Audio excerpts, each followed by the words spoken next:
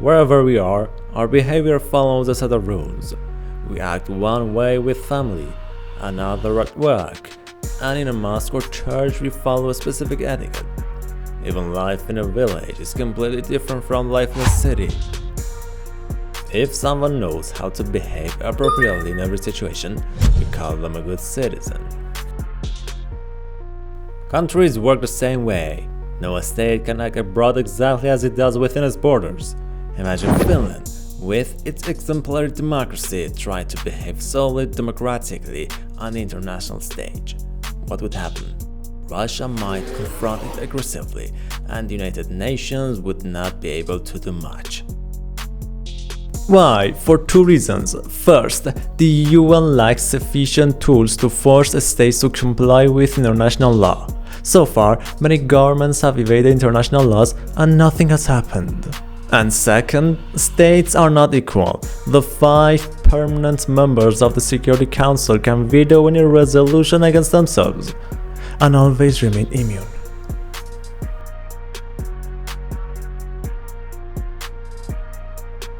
So, our well-meaning Finland eventually realizes that the international arena is no place for optimism.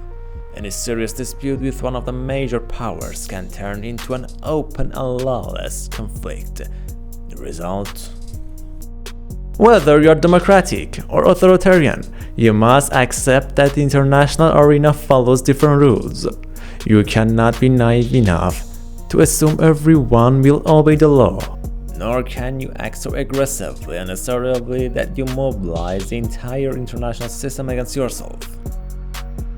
Now the crucial question: if all countries in the world became democracies, would they also behave democratically beyond their borders? The answer is clear. As long as the law of the jungle dominates, no. When the law is not enforced and no one respects it, everyone's survival is at risk, and each state tries to increase its own power. Even democracies in such a context behave in authoritarian ways out of necessity.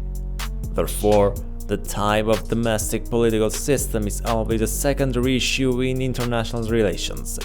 The main point is the lawlessness or lawfulness of the international system itself.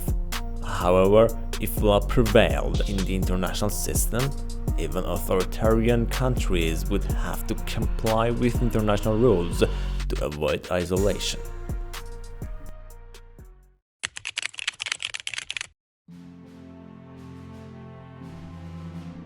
First, we need to see whether the current international system is lawless or law-based. The reality is that today's world is too lawless to rely on international law. In such conditions, the principle of self-help dominates. That is, every country must first and foremost care about its own security. So, under such conditions, democratic behavior is inevitably pushed aside.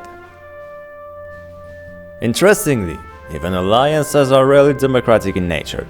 On the contrary, they are often authoritarian in form, when one group seeks to dominate the entire world.